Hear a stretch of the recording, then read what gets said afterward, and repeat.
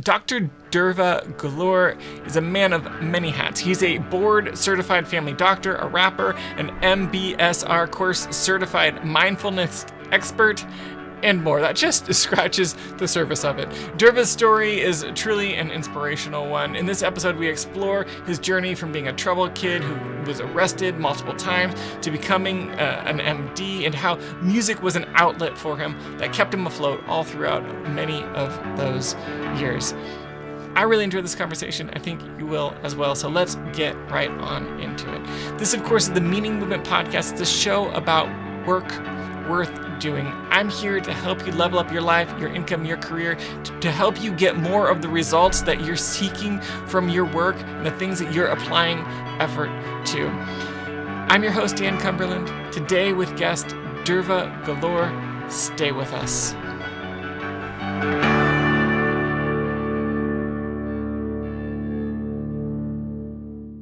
There's a big problem that's changing everything about the world as we know it. Carbon and the impact of humans on the earth. We talk about it with words like climate change and global warming. But there's just two really important things that you need to know about it. First, this is an overwhelmingly big problem. So much so that it's likely that you feel as though your choices don't matter in the face of it. Second, that overwhelming feeling that I just mentioned, it's intentional. It was put there by design. The industries that make the biggest environmental impact have a vested interest in you feeling overwhelmed and powerless. They've marketed, lobbied, and schemed to create that feeling in all of us. In short, we've been lied to. But here's the good news. There's a lot you can do to make a difference. And the other good news is that there's still time. The Carbon Almanac is a book and project about these problems and what we can do to solve them. It was created and run by volunteers on the premise that it's not too late, but none of us can fix this problem on our own. We need each other. There are many ways to get involved, but simply learning more is a great start.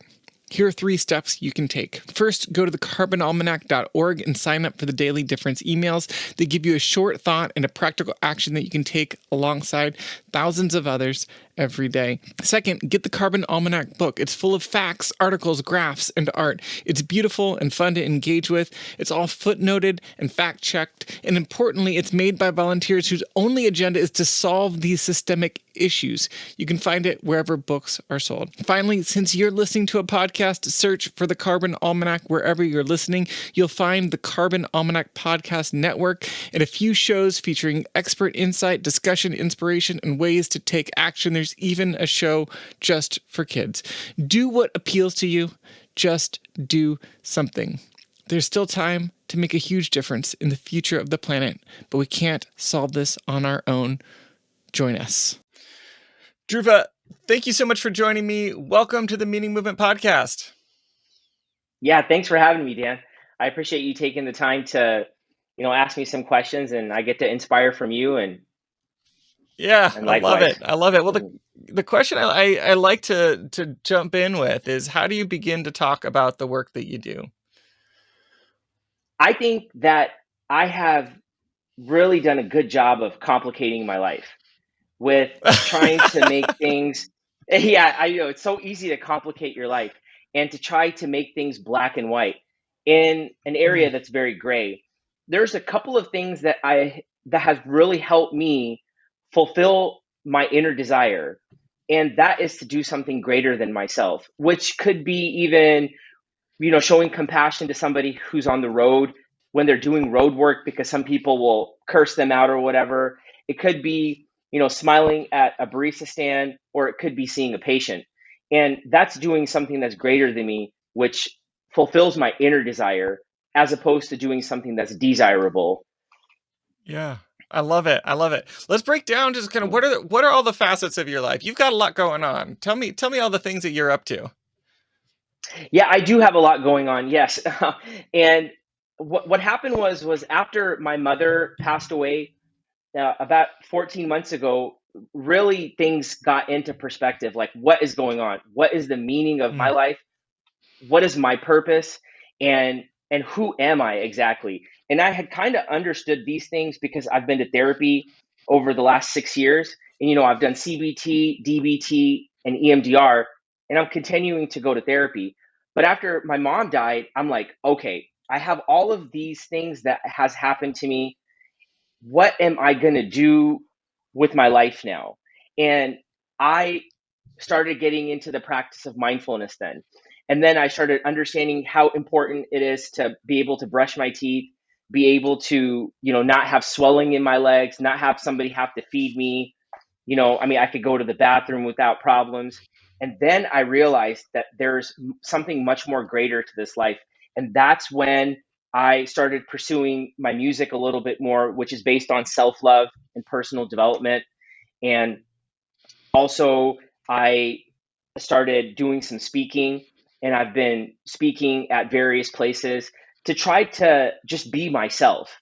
And I've Yeah. sought mentorship, I've sought coaching. I have a rap coach, I have a book coach, I have a voice coach, and I wouldn't be, and you're a coach to me on your podcast, including others as well. And I have just understood that approaching things with a beginner's mindset and a growth mindset has allowed me to be a better version of myself, wherein I think I've completed more in the last year with my music. I've completed an album that was 20 songs. I have been speaking. I work for 10 hours as a doctor, but I still think I didn't do anything. When I get home, it's perfect. That way I can put more time into my craft. And Yeah. also, I've done videography. I learned how to use Final Cut Pro on my YouTube. All of the videos that I've done, I've shot and edited myself. And what this all has allowed me to do is to let people know that, I mean, if you ask the people that are close to me, they're like, this dude, like, come on, man. You grew up in the hood. I went to jail 3 times when I was a kid. How is this guy a doctor? Okay. How is this guy Yeah. able to like shoot videos? How is this guy able to, see patients? I'm like, if I can do it, anybody can. I don't want people to Yeah. like, have excuses to like not understand their purpose and their meaning. And I think if people can see me and people that personally know me can attest to this, they're like, if this dude can do it, then anybody can.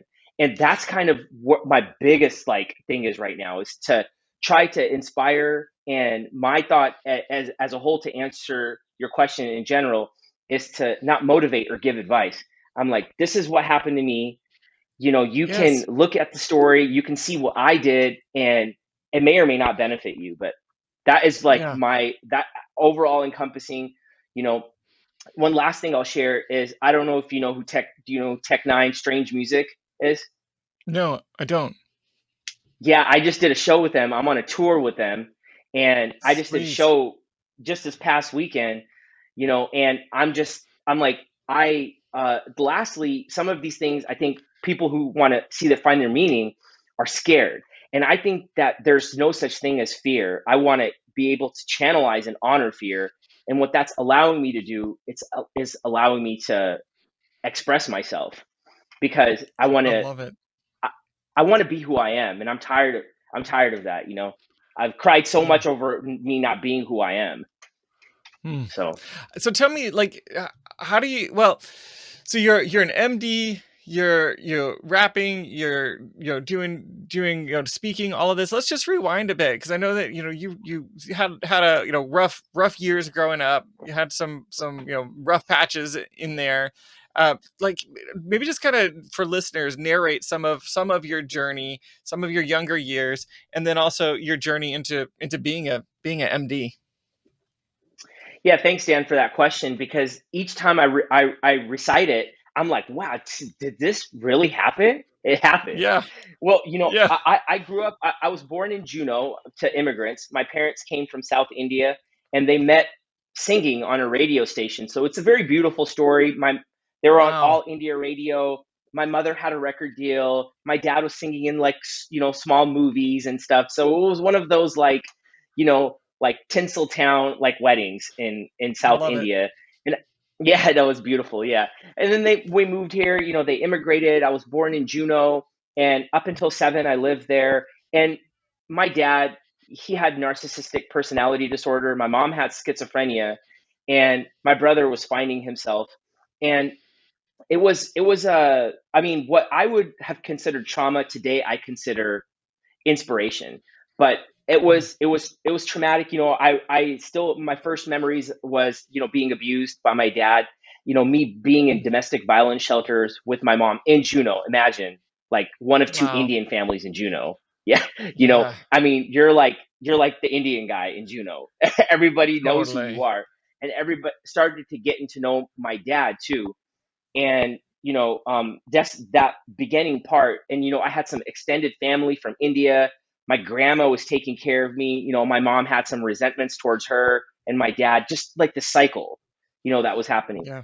My brother was gay and born in Juneau. Indian guy who's gay. I can only imagine like what he was going through at that time. Mm. And Mm. it's like, yeah, so some of those things was really looking at it now, I would like to say that it was hard, but that I didn't want to block it out. But I moved to Seattle when I was 7. My dad separated me from my mom. That was really hard. I remember my mom telling me that my dad said that don't cry when you leave, Mm. when I leave to Seattle. And I moved to Seattle with my dad. My mom was there. My brother was in Juneau, and I grew up in a great neighborhood. The guys who I still like, who grew up in my neighborhood, are like my best friends, and those are the guys I see and meet still from elementary, middle, and high Yeah. school. But what happened was that I was bullied at home. My dad was very abusive. He was physically abusive. He My dad was gay as well, and what he did was he couldn't accept it, and he was displacing his hate on me. His Mm. self-hatred was displaced on me. He would shave my hair, he would cut my nails, he would make sure that I didn't look good going to school, just like some just random things. It's just like, and Yeah. as I think about it today, I'm like, oh, okay, that's what happened to him. And I have compassion for him today, because it must have been hard not being who he was. And going to CPS all the time, neighbors calling the cops, that kind of thing. What happened was that I wanted to be a bully as well, and I started to try to Mm. fit in. One day I was a Crip, one day I was a Blood. And after a few, I was arrested multiple times, and then I went to jail 3 times. And my family in India said, hey, look, bud, like, you're done. Like, we're going to take you to India, and you're going to be rehabilitated, and everything is going to be Wow. just fine. You're going to be able to come back in a month. And I still remember the judge my looking at me, while my dad and my extended family was saying, we are going to take this guy on a one-way ticket to India and rehabilitate him.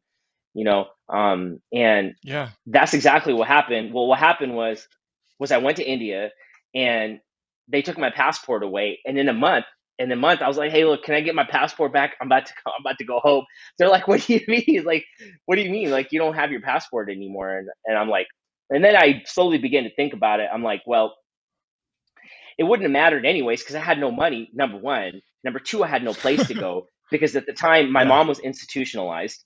She was institutionalized with schizophrenia, and my brother was modeling in New York and just discovering himself. I mean, I was so happy. I'm so happy thinking about that, like him being in New York, being on the Lower East Side, being able to be himself, hanging out with the LGBT community. That must have been real good for him.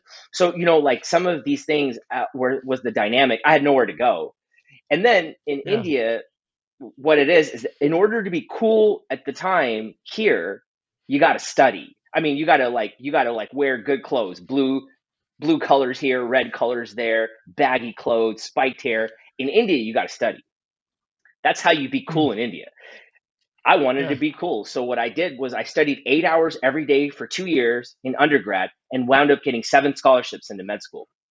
And That's that was just incredible. a phenomenal. Like, and then, like I was telling you, Dan, like in the beginning, if I can do it, anybody can.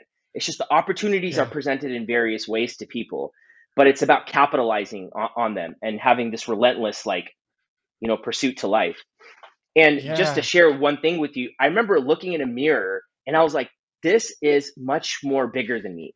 This is much more Mm. bigger than me. I gotta hold it down. I gotta stay here. It was like when I was in India, in a small town, I was 18, looking at myself in the mirror, saying, there's something more to this. Yeah. I know it. Yeah. And that was it. That one conversation I had for like 20 seconds, 30 seconds, or a Mm. minute was it. And that's what got me through med school, because it's so powerful how I trained my mind at that one moment. And I told Yeah. myself, if I had done all of these things, maybe I can be a doctor and help. And now I speak at the jails that, I went to. And Wild. I was so embarrassed. I was so embarrassed about it for such a long time, but there's inspiration behind it. I mean, I just Yep. recently just came out with it, because it's okay to have, they're not problems. There's something that you can inspire from, you know. Yeah. So Yeah. that's kind of what happened. And Wow. I don't know if you want to hear more when What I a came back home, but Totally. I mean, that's just such an incredible story. And it feels like such a, I don't know, such a shift to go from like getting in trouble and getting in arrested and everything to applying yourself 8 hours a day to school. Was it like that you, I don't know, how do you think about your identity in those two periods of your life? Like when you were getting in trouble and getting arrested, was that just like a front, and like you were still a student and still wanted to like learn and grow beneath that, or was it like you just kind of went through this transformation and just found that you could just really apply yourself to studying and grow your knowledge and learn? Like how do you think about that trend? Like it just feels like two different people when you tell the story. and you're right, Dan. It definitely is two different people, but with the same mindset. And the mindset Yeah. was that there is this relentless pursuit to succeed. Mm. I Hmm. don't care what happens. There's nothing that's in my way. There's nothing that's an obstacle. There's no failure. How do I beat an OG gangster at 16? Sure. Yeah. Okay. Yeah, and I then see when it. I went to India, how do I be like top in my class? I topped my class in.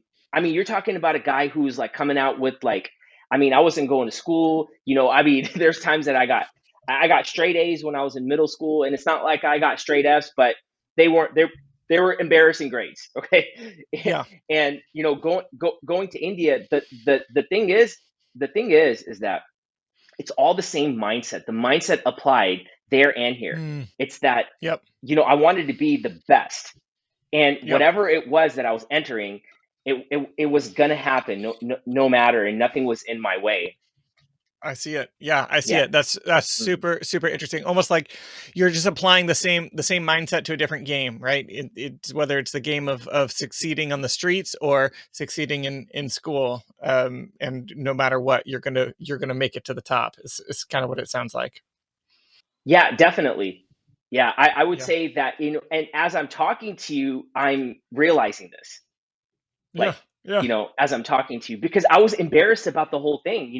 I'm hiding it. I hid it from, I've hid this part of my life from so many people. And Mm. as I'm beginning to talk about it,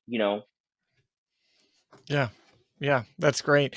And so then you came back to the US to go to med school. Is that right? I completed med school in India. Yeah. Okay. Cool. So I was in India for 9 years, 9.5 years. Wow. Yeah, yeah. So I tell me about the know, I transition. know. Yeah, tell me about the Yeah. transition back to the States. What was that like? Yeah, no. Yeah, well, I was grateful that I speak now three languages. So maybe three and a half. And I can say "oh my god" in multiple languages. But like what? Really important. Yeah, no, I don't curse anymore. I don't curse anymore. I feel that it's just too much of a problem for me. So I just learned how to say "oh my Yeah, god" and like "I love you" and stuff in other yeah. languages. But one interesting part That's of my great. transition back is that I started. I moved to London actually because I didn't have a place to stay. So I transitioned in London for 6 months, living with my family, and I took part one of the boards because as an international graduate, you have to be board certified in the United States. And it's a different Got it. process. And it's United States licensing one, medical licensing two, clinical skills, and then licensing step three. And these are Yeah. these are incredibly and tremendously difficult exams. And I prepare for a man for like 5 months, like at like 8 hours, 10 hours a day. And Yeah. I was in England preparing for that, and I passed it. I'm very grateful that I passed it. It wasn't. I didn't top that grade, but it was so hard because I was in such a big transition point. And when I moved to the US, kid you not, like when I moved to London, I had $500 with me.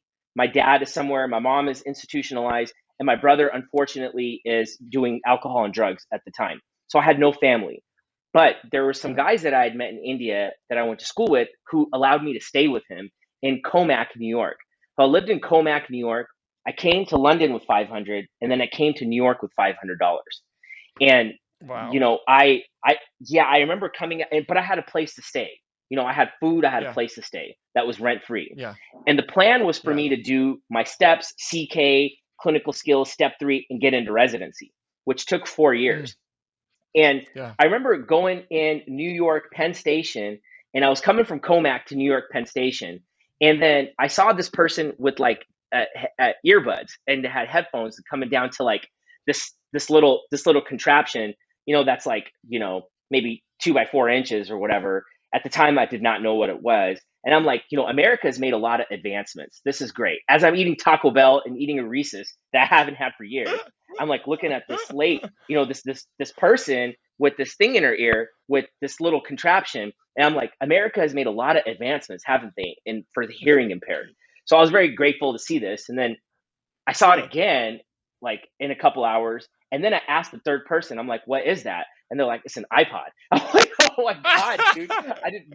I was that. I mean, that is like. I mean, it's like I know I was born here, but I lived in India for so Yeah. long. Dude, I came back as like an immigrant. Yeah. I came back Wild. as like an immigrant. Yeah, Yeah. it's so interesting. Yeah. And then, eating like slices of pizza, all of those things were so, I relished it so much. But, Yeah. it was a very difficult transition, with the medical. I wrote a song called With a Medical Degree.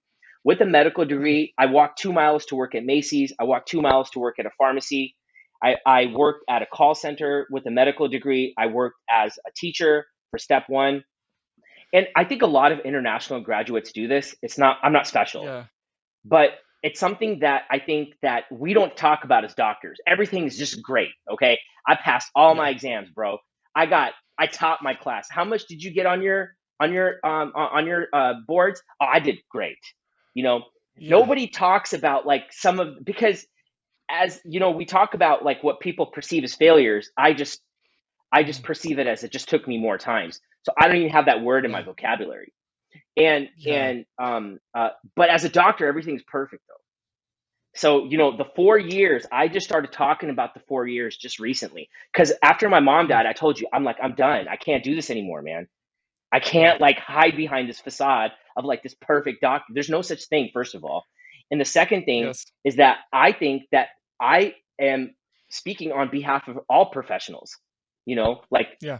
like it's okay to have like what people perceive as problems. And that 4 years, I didn't even think I was going to make it into residency, to be honest with you. Like, I didn't match one Yeah. year. It's called a match.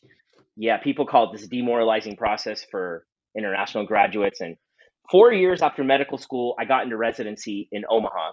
And then I completed Yeah. that for 3 years, which was a whole nother challenge. And then, I came back to Yeah. Seattle after that.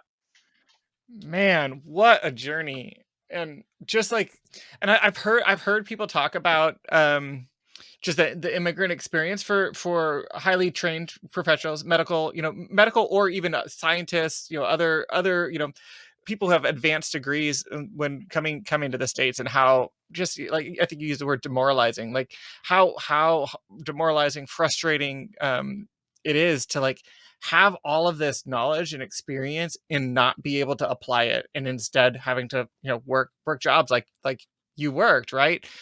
I just think it's like it's so inspiring to hear, just your tenacity to stay with it, to not like give up in the face of it. Like, I think it'd be so easy to be like, yeah, this is never going to work, and I don't even know, go back to, I don't know what your options were, and maybe that's some of why you stuck with it, is because you didn't feel like you had options. I'm not sure, but I No. feel like put somebody else in that situation, and I don't know if they would have made it through.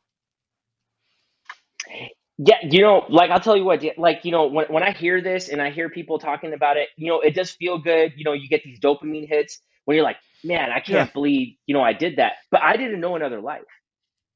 Yeah. Yeah. You're just I doing what you didn't need to know do. anything else. Yeah, I'm like, there's David Goggins, David Goggins, he was like, the only thing I was thinking about when I was a Navy SEAL is that one time I hit that certificate in my hand. That's it. Yeah. I want to be able to feel that paper. I want to be able to remember how if it was coarse or if it was soft. I want to be able to feel the wind as I'm walking by. I mean, I'm like embellishing, or Yeah. what I call masala.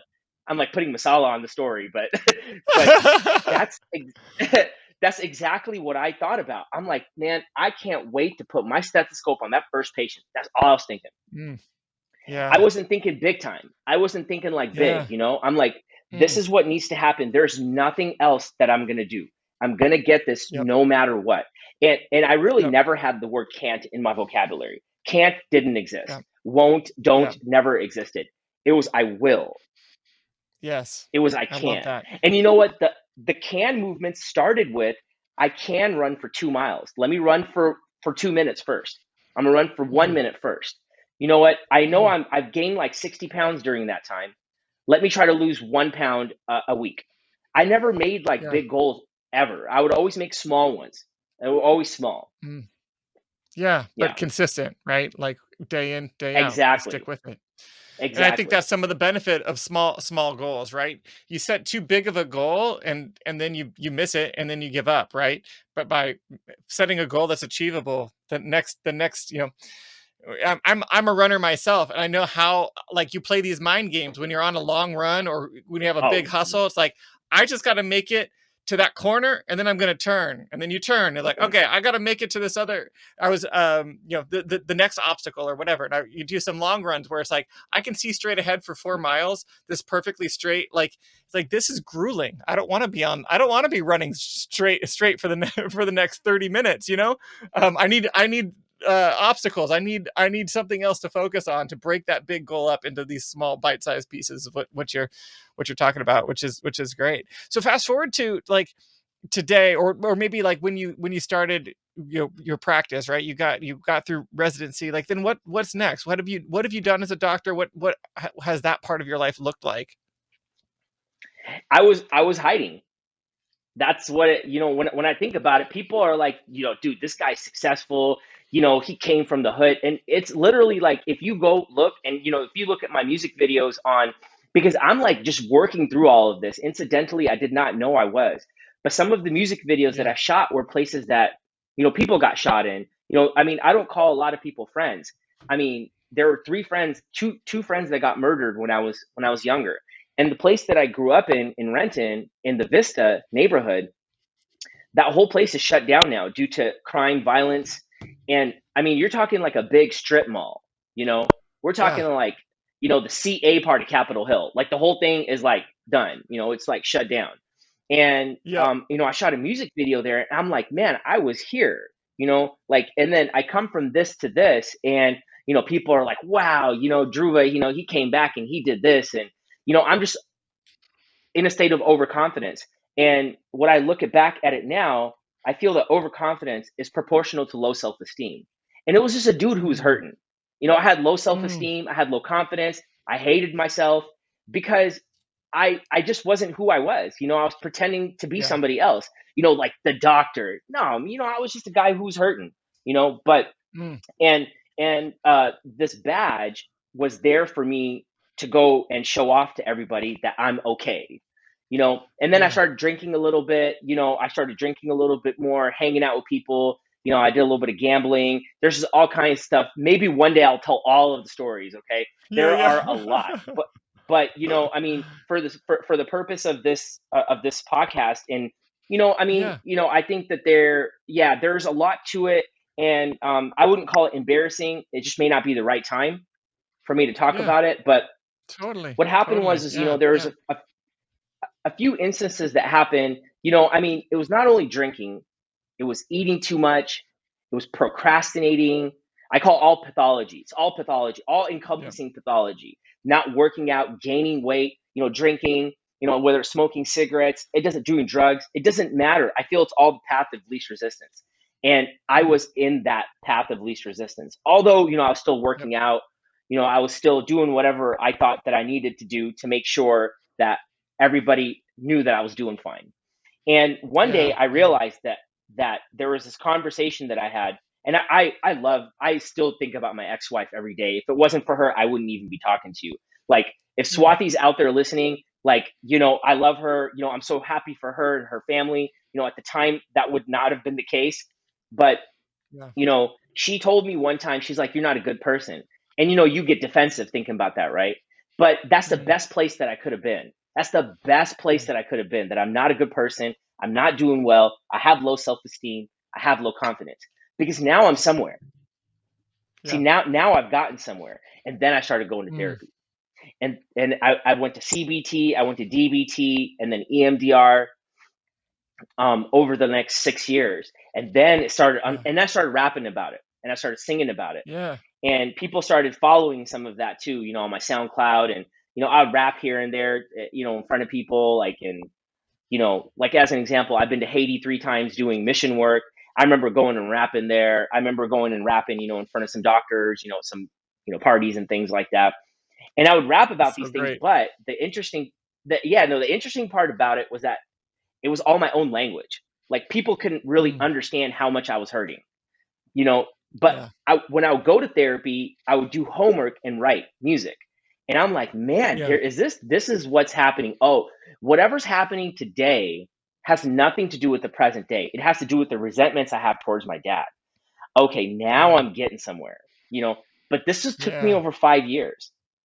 Yeah. Yeah. I And believe it. then, I was just gonna ask, when did rapping like become a part of your life? Has that always been like, has music always been? I mean, obviously your parents were musical, but like, tell me about your relationship with music. yeah, no, the relationship with music is very much so apparent.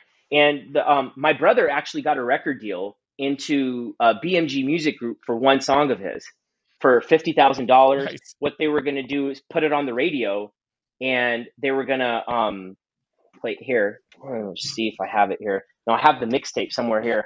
Yeah, it's right here. His Nice. first mixtape. I Yeah. love it. I Yeah, love it. and what happened was he what they said was that they want him to be Latino. He can't be gay. He was like, that's not going to work for me. He's like, finally I'm being myself. He's like, that's not going to work. Mm. And what happened was the song flopped, and then he went into a state of peril. My parents, they sang, that we sang everywhere when we were floating around different places and houses. And during an early time, I remember listening to Dr. Dre and Snoop Dogg when I was 12 or Yes. 13. I was like, dun, dun, dun, dun, dun, yeah. Hey, I was like, that's it. I'm hooked. That was it. It was done. And then I would be rapping in parties, in like these gangster parties. I would be, I would be rapping Bone Thugs, gotta get on the grind, popping the clip of my nine, like, they're like, how is this dude like rapping this? I'm like, it's not hard. You just Yeah. memorize the lyrics and break. Yeah. So Yeah. I'll be, and then I started doing all of this like fast rap, that people couldn't really do. And when I was in India, also, I rapped a lot, but all cover tracks like Eminem, Tupac, Dr. Yeah. Dre. I was getting paid in India to rap, like, Wow. and I and love it. yeah, no, it was huge. It was huge. I remember people like waiting outdoors, like waiting to see, me rap covers though. I wasn't rapping my own songs Yeah. at the time. Yeah. I put a limit on myself. I had limited myself, saying that I can't write lyrics. So, as much as I say that I can, Mm. I had said that I can't write lyrics at that time. So I limited myself. And then as Wow. I got into therapy, I'm like, maybe I need to do homework. Just a shout out, Mm. to my therapist. I love them. I appreciate them. And also to those who are in therapy, it's like, just a side note, that in my mind, personally, I felt therapy was useless unless I did homework on it every day.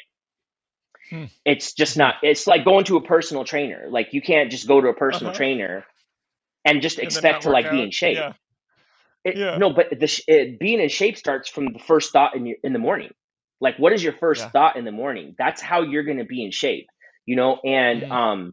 I applied that same thing to my therapy. And if you could see back here, I got these boards here. I got a board there. I got my flip Yep. chart here. So I write in various ways today. But at the time, it was Yeah. a recurring diary. I was listening to these Yeah. things. I'm like, why am I saying it's just another sad song? What is that about? Mm.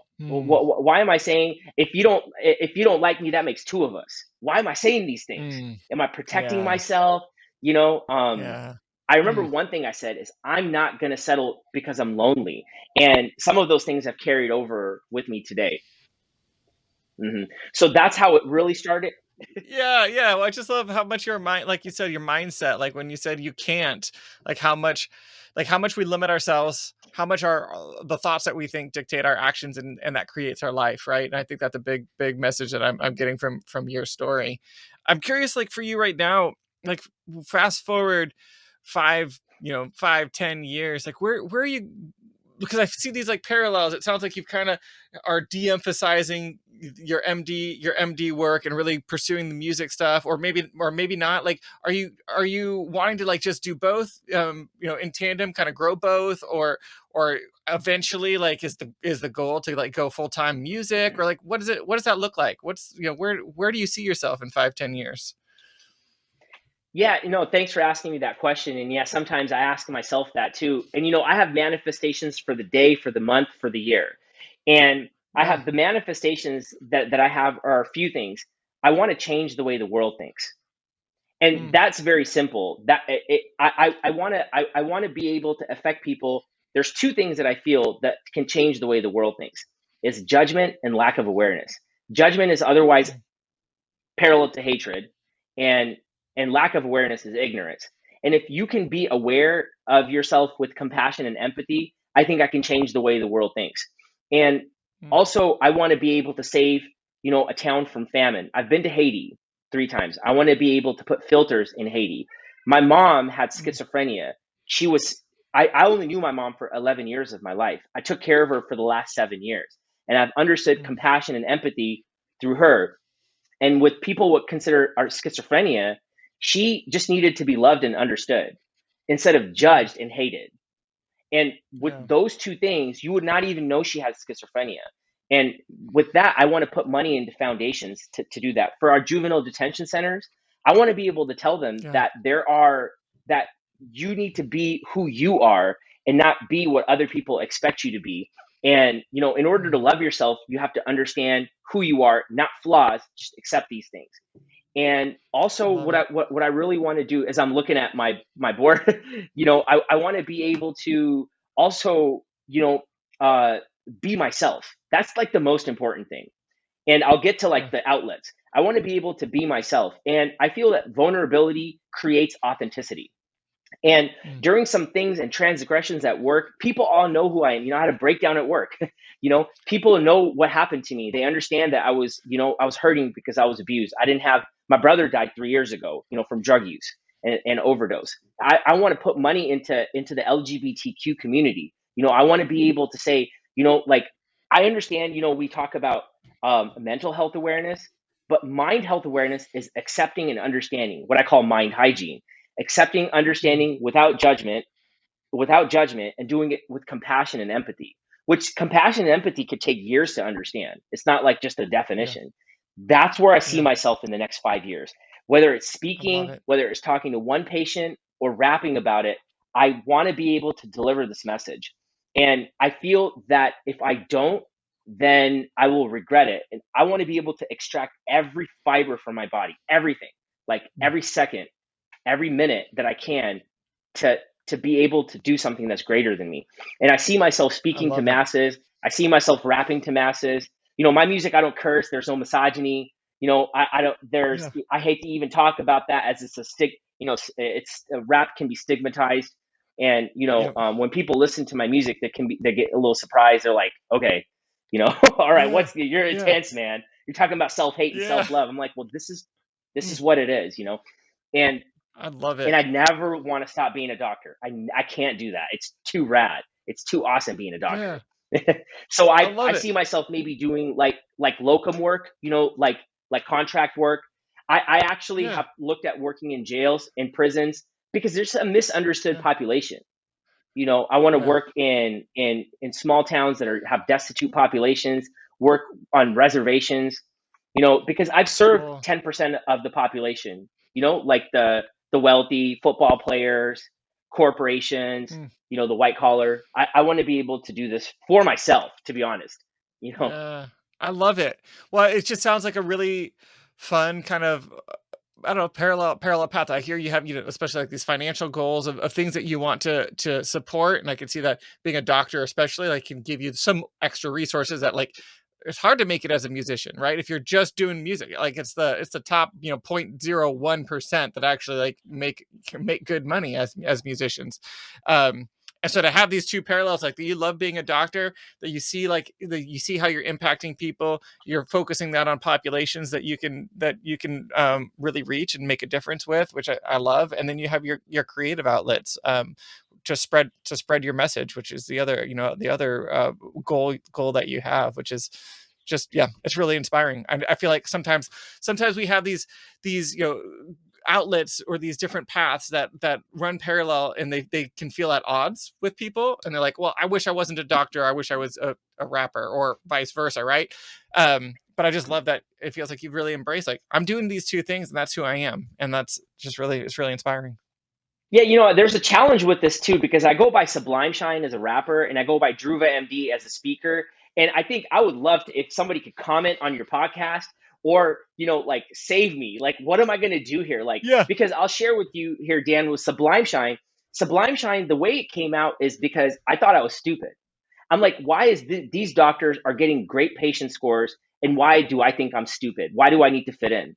Well, that was the best place I could have been. Because if I think I'm stupid, I want to elevate my thought. And to elevate my thought means to sublime, or it means to take something and vaporize it. And, that's to be sublime. And to shine on it is to go to therapy and to write on a board, or to write on, in music. And that's where I got my name, Sublime Shine. And I think that it's so important that when somebody thinks that they have something bad, or they think that, I judged myself, I thought I was not a good person, I thought I was dumb, I thought I was overweight, even when I'm in shape, I still think I'm overweight, that I don't look good, just all kinds of things. And I want to be able to understand why that is. And that's where Sublime Shine comes from. And Dhruva MD is just like a fun kick, it's just like Dhruva MD. Yeah. I was just going to say, comment from my perspective, like a rapper who's an MD, like that's a super interesting hook to me. Like, I'm like, I don't know if there's a way to combine those brands. I mean, I think that it would just create more momentum. That's my thought.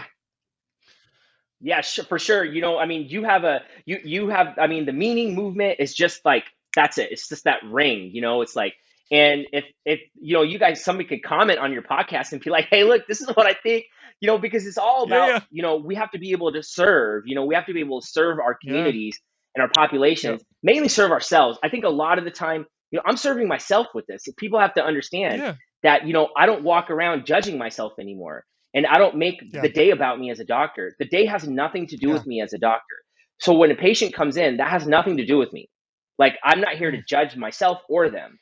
And some of these simple things have allowed me to be the best version of myself. And, I'm a part of the National Speakers Association, the transition. I'm a part of the NSA. And we just had a chapter meeting. And we had the Kotekis who came in from Minnesota. Shout out to the Kotekis. They're a couple who just like grind out, And they're a part of the Minnesota chapter of the National Speakers Association. And the topic of that event for our chapter here in Seattle was must be nice. Well, it must be nice that Kareem Abdul-Jabbar is tall and a basketball player and is a speaker. It must be nice that that person is a magician and speaks as well. It must be nice that The Rock is a wrestler and a rapper and speaks as well. It must be nice that Dhruva MD is a doctor and a rapper and can speak.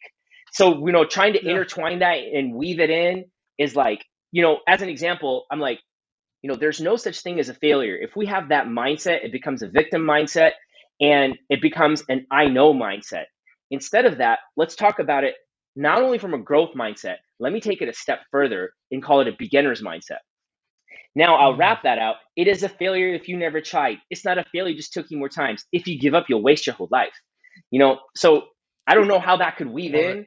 But it's all the same concepts. I love it. This is so great. Well, I love just your positive message. I love your emphasis on mental health and just your openness and vulnerability about what just an important role that's played in your life, and just is such an important message to get out there. And so just really, really appreciate the work that you're doing out in the world. So thanks so much for coming on the show. This has just been a really fun conversation. For folks that want to connect with you or follow along with your work, is there anything specific you'd like to invite people to? Yeah, no, I mean, I am trying to grow, like my family's like, my family will be like, don't you get tired? They're like, are you done? I'm like, well, it's about like packaging the information, because I tell you what, Yeah. like, passion is one thing, but being yourself is a whole another. Hiding who I was for Yes. years and years, and all of a sudden you're like, man, I get to be myself. And I want people to like guide me. I don't like to use the word follower. I want people to join me in this because I'm still doing it, and I want people to, if people can join me and guide me, I can guide them. We can guide each other. You can find me on druvamd.com. You can find me on sublimeshine.com. Also, Sublime Shine Music is something I've been doing for a couple of years. So Sublime Shine Music is on my Instagram and TikTok. And also I have Dhruva.md on Instagram and TikTok as well. Like, there's a lot to remember, but Yeah. I'll make sure to put links to all of it in the show notes so people can just follow along there and click on through. So this is just so great. Keep up the great work out there. Really appreciate you coming on the show today. Yeah, no, thanks a lot for having me, Dan. And yeah, I'm looking forward to seeing some more work from you. And I hope that if anybody can take anything away from this, is figure out how to be the greatest version of yourself and do something bigger than you. I love it. I'll put my stamp of approval on that as well. It's a great message. Thank you. All right. Thanks a lot, brother. Appreciate you. Thank you, Dhruva, and thank you, listeners, for tuning in. If you want links to Dhruva's work, you can find them at themeaningmovement.com/Dhruva. That's DHRUVA. That's, again, DHRUVA. While you're there, jump on the email list. I send out emails every week that are full of resources, tools, ideas, thought-provoking prompts to get you moving towards the things that you're seeking in life, to get you more of the results that you want from the things that you're pursuing. Jump on that email list anywhere at themeaningmovement.com. You'll find opt-in boxes all around the site. If you're not subscribed, hit that subscribe button. Leave a rating and review on Apple or iTunes. Wherever you're listening is incredibly helpful. It helps people like you find this show. We'll be back with you in just a few days. Our artwork is by Eleazar Ruiz. Our music is by Tom Warrum. Thanks so much for listening.